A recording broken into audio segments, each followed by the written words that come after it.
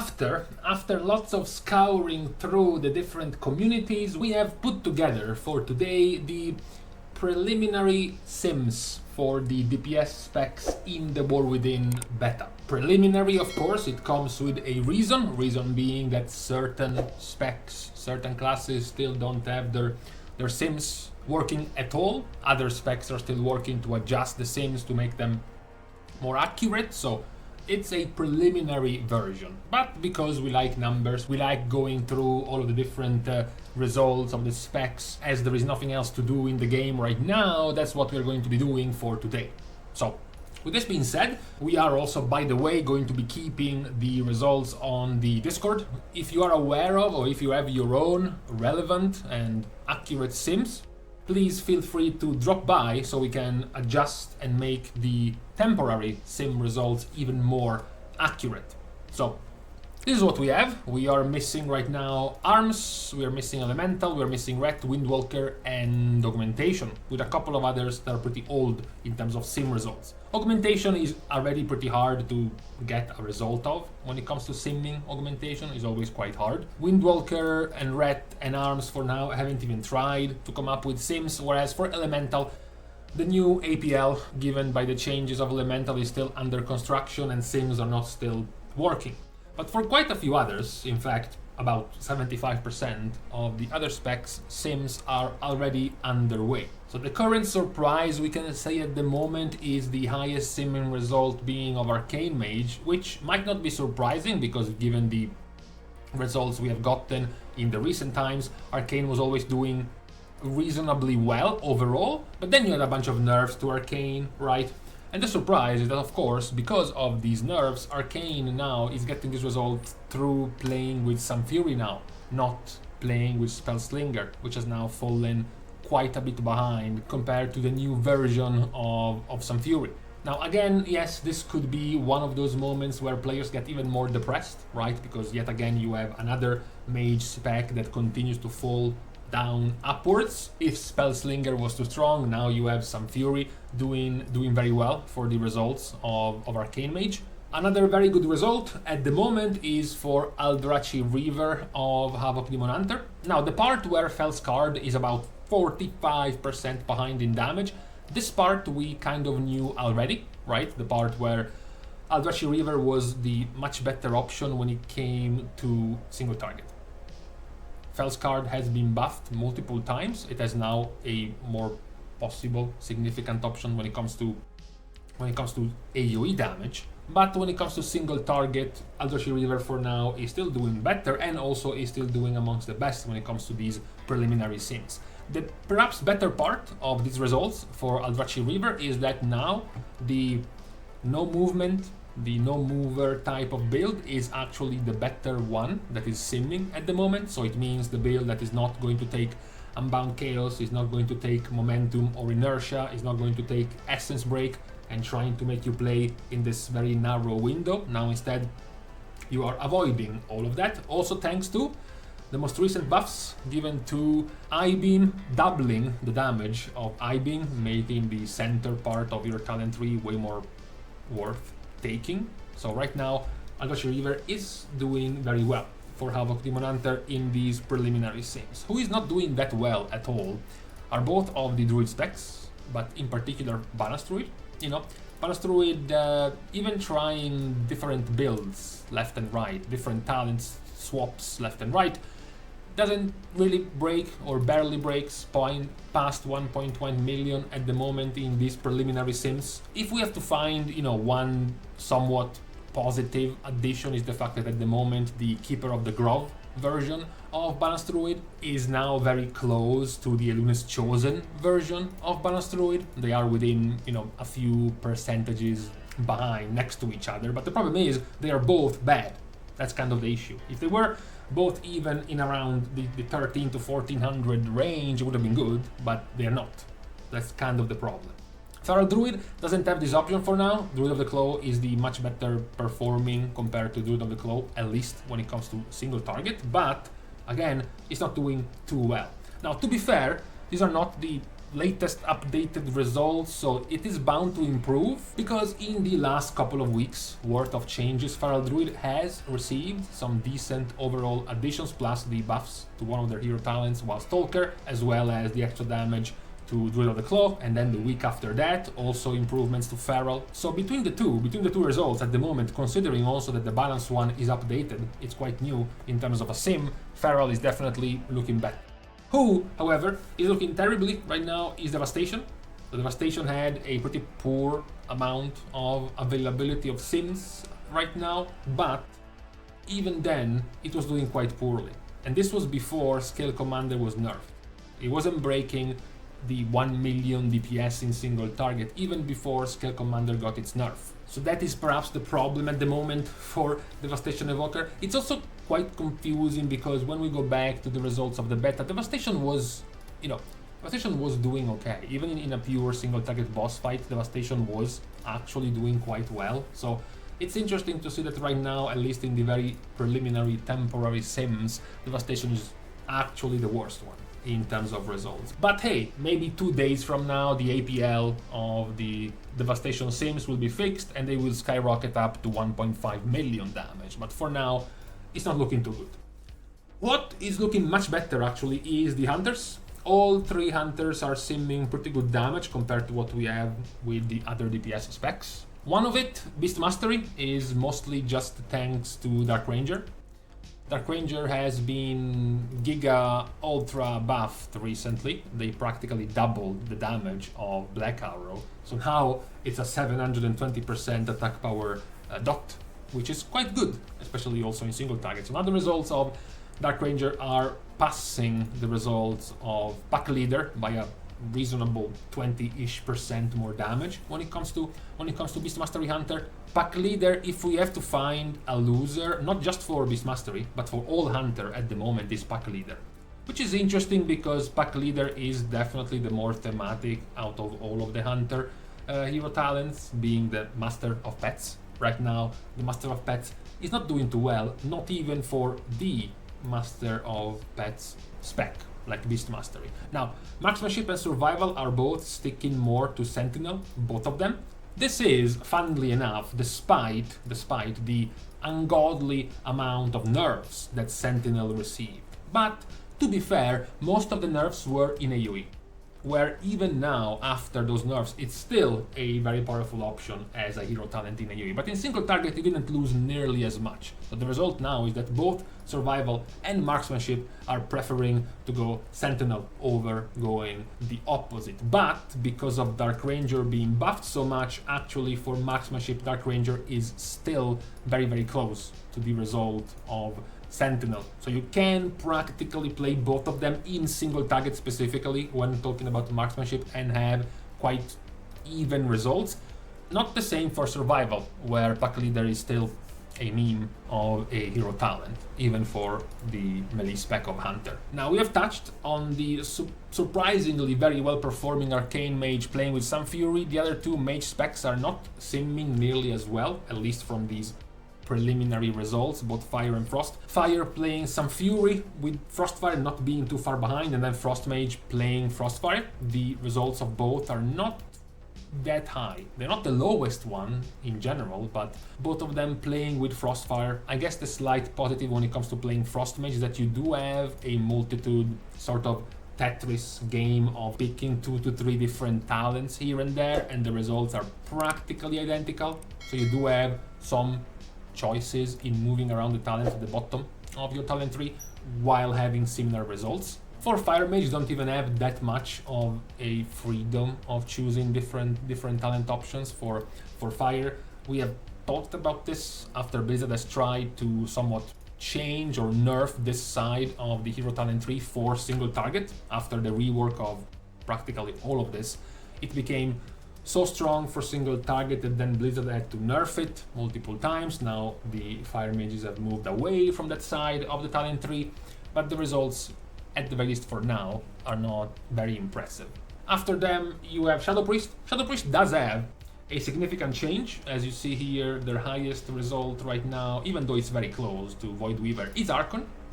So for once, after a couple of months of results, now you do have the Archon side of Shadow pulling ahead by just like 2.5% compared to Void Weaver.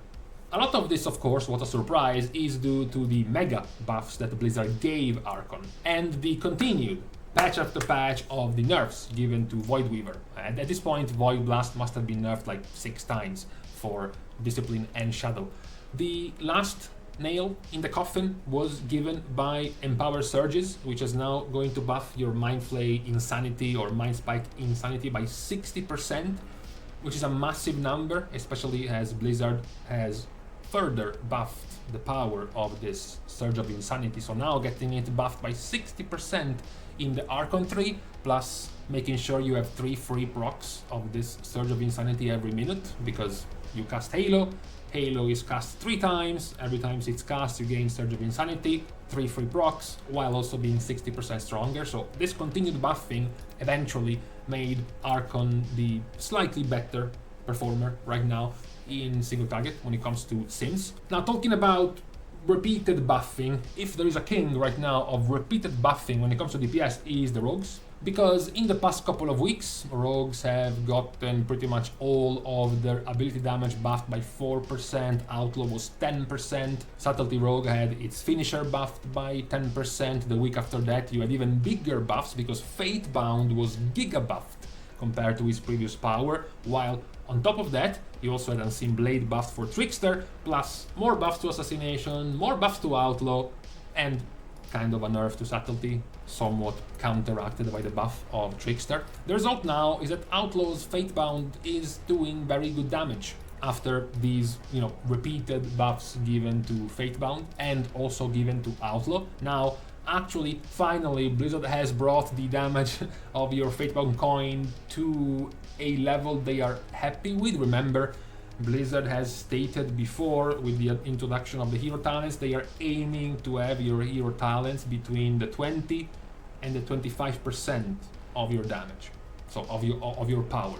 Right now, for example, Fatebound plus your Fate Intertwined plus your Lucky Coin all together are 18% of your damage, plus the extra buffs you gain when playing Fatebound. It's a bit above the 20% range now, Fatebound. So obviously, when you bring it from 2% like before to 22% plus the actual base buffs that you're given to the spec, just flat out damage increases, of course, eventually you're bound to be doing much better damage. Now, Assassination hasn't received nearly as many buffs, especially because currently their better performer is Deathstalker, which is not getting nearly as many buffs as Fatebound. That might be one of the deciders between the two, and because Fatebound was buffed so much, now it's actually somewhat matching Deathstalker. They're kind of even. The one who is further left to the wayside is Subtlety, mostly because Subtlety was the better one of the Rogues before. So Assassination and Outlaw received multiple positive changes, Subtlety received far less, and also their hero talent Trickster hasn't received many buffs. Only their most recent one, the Unseen Blade, getting significant buffs, is what has buffed Trickster very lately, but they have remained to have a pretty consistent average single target DPS. Again, in this first round of simulations being available for many of the specs. Now do you have the question mark of Elemental? That's, as mentioned, the Sims are broken, the APL is not actually working, but there might be some possible sandbagging going on, delay the reveal of the power of Elemental to not make it seem nearly as OP. Elemental has gone through quite the roller coaster recently of changes. They started off being terrible in the beta, then they got their rework where they started pumping tons and tons of damage. Blizzard started some gradual level of nerfs. Now the most recent one kind of nerfed Farseer by quite a bit, their Lava Burst spam damage by quite a bit, so then Blizzard went on to change and buff Stormbringer for Elemental, because Stormbringer was only very good for enhancement but not really for Elemental, so a bunch of positive changes for Elemental after getting a whole bunch of nerfs, the hefty, in particular, Elemental Blast and Lava Burst damage being nerfed by 25%. So for now we don't actually have full results, but voices in the corridor would still suggest elemental being in the 1.4 range, and now also having an extra option, since before the only other option of elemental to get these results, you know, to get this top single target damage was practically just one, which was the Farseer machine gun lava burst spam type of build. This is the one that was nerfed. Meanwhile, the Stormbringer part is the one that was buffed. So we will see when we get the, I guess, the first round of Sims for elemental. For enhancement, there is still somewhat of a question mark in the sense that this sim is old, is from a couple of weeks ago. The latest one available, still waiting for updated Sims, much like the Sims for elemental. But enhancement was also doing quite well before the last couple of weeks of changes, and the last couple of weeks of changes haven't exactly nerfed enhancement. Most of the nerfs of the past couple of weeks went for elemental. This was practically the most noticeable change given to enhancement. The one thing enhancement is hoping for by the time we get the Sims is to have an actual option to totemic, because right now, even if the Sims are quite old, the practically only viable build of enhancement is Stormbringer. You have a couple of options within Stormbringer, within your talent options as usual, but the hero talent is quite fixed at the moment. A big roulette of changes for Warlock after the many changes, TLDR many nerfs given to Diabolist. Blizzard started out testing different things after the gigabuffs given to Diabolist, then they sort of walked back on their word, getting a whole bunch of different nerfs to the hero talent itself. The result now is actually quite funny. You have Affliction playing with Soul Harvester, and then Demo sticking to Diabolist, but Destruction after the mega nerfs of Diabolist has went back playing with Hellcaller, which was what they were playing before the huge buffs given to Diabolist. Demo isn't really moving from playing with Diabolist at all, so nothing really is changing for them. It's just a nerfed hero talent, but the result hasn't really changed anything for their option, especially because Soul Harvester for Demo is a non-option. The interesting one rather would be Affliction, because Affliction is now moving towards playing with Soul Harvester, which is now doing just slightly, you know, some 5% better in these first sim results of Affliction, which is cool because Soul Harvester was for the longest time the abandoned hero talent option for Warlocks. So now that it's working, it's fully working, it's not bugged anymore, it's been buffed as well. Now Affliction Warlocks are actually trying it out and having pretty decent results in single target at the very least. The latest of the results based on the Sims, preliminary Sims, we are missing arms, but we have gotten a handful of Fury logs. As expected, the main choice of Fury at the very least for the moment is Slayer.